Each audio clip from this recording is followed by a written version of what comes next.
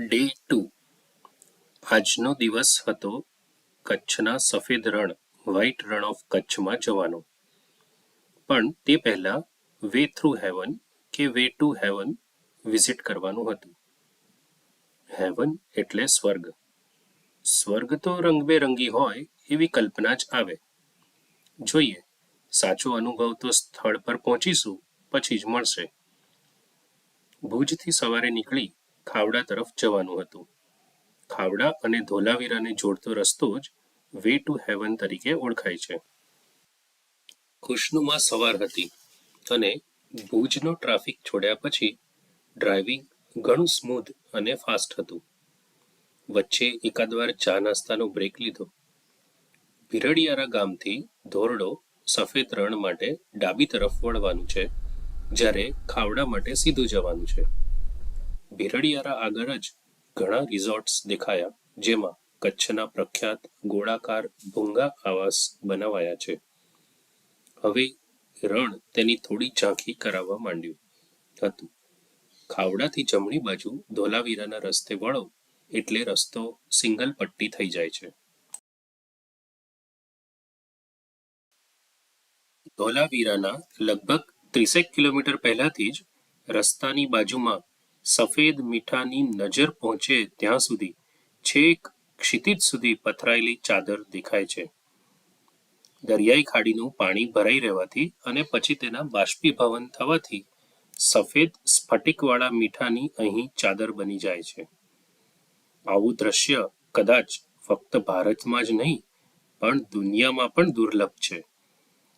મીઠું એટલું તો શુભ્ર છે કે શુભ્ર એટલે શું તે સમજાવવા આ જગ્યાનું ઉદાહરણ અપાય.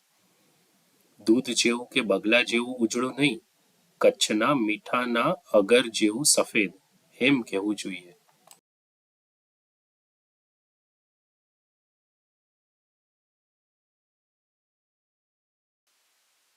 આ દ્રશ્ય મન ભરીને આંખોને ઠંડક થાય ત્યાં સુધી માણવું.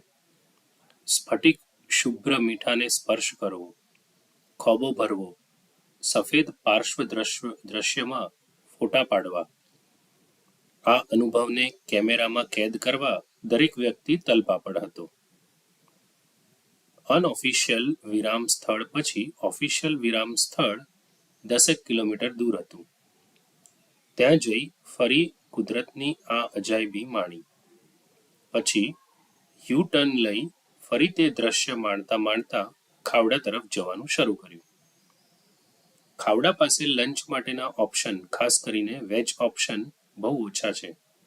સાદા ધાબા પર મળતા સાદા જમણથી જ કામ ચલાવવું પડે. અમારો સાંજનો કાર્યક્રમ હતો કચ્છના સફેદ રણની અનુભૂતિ લેવાનો. પણ તે પહેલા અમારા આજના પડાવ ધરણી વિલેજ રિઝોર્ટમાં જવાનું હતું, જે હોડકા ગામ પાસે આવેલું છે. આવા રિઝોર્ટ્સ કચ્છના સફેદ રણ પાસે ધોરડામાં, હોડકામાં અને ભીરડિયારા પાસે આવેલ છે. બપોરે 3 વાગે અમે પડાવ સ્થળે પહોંચ્યા. આવા રિઝોર્ટ્સમાં રહેવાસ માટે ટેન્ટ, કોટેજ અથવા ભૂંગાના વિકલ્પ હોય છે. ભૂંગા એ કચ્છના પરંપરાગત ઘરો છે, જે ગોળાકાર દિવાલથી બનેલા હોય છે. તે માટી, વાંસ અને લાકડા જેવી સ્થાનિક રીતે ઉપલબ્ધ સામગ્રીનો ઉપયોગ કરીને બનાવવામાં આવે છે. લાકડાના દરવાજા, લાકડાની નીચી બારી અને છત પર સૂકું ઘાસ નાખવામાં આવે છે. આપણા પૂર્વજો પાસે ટેકનોલોજી કદાચ થોડી ઓછી હતી, પણ વિઝડમ ભરપૂર હતું. આ ભૂંગા ધરતીકંપ, ચક્રવાતો અને વિષમ આબોહવા, ઠંડી, ગરમી, તાપ સામે કુદરતી રીતે રક્ષણ આપે છે.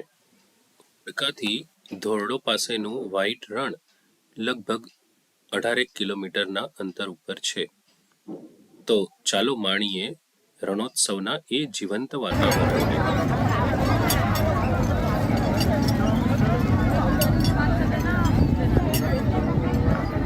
મેળો છે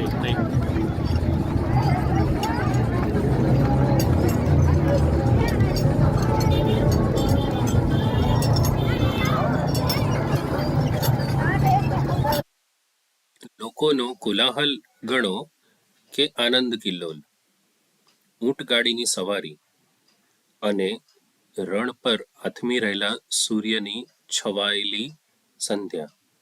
અહીંના વાતાવરણની વાઇબ્સ જ કંઈક અલગ હતી.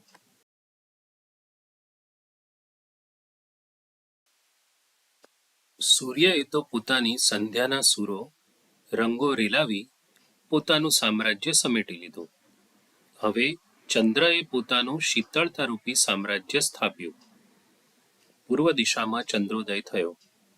આકાશમાં તો ચાંદની છવાઈ જ હતી, પણ સફેદ રણની ધરતી એ આભાને જાણે બમણો કરી રહી હતી.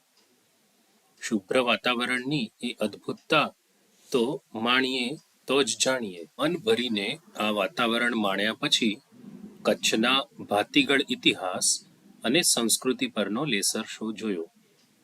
ત્યારબાદ હોડકાના રાત્રિ નિવાસ તરફ પ્રયાણ કર્યું. एक साजिश रची। कच्छ साम्राज्य की सेना गुलाम शाह से 4 गुना कम।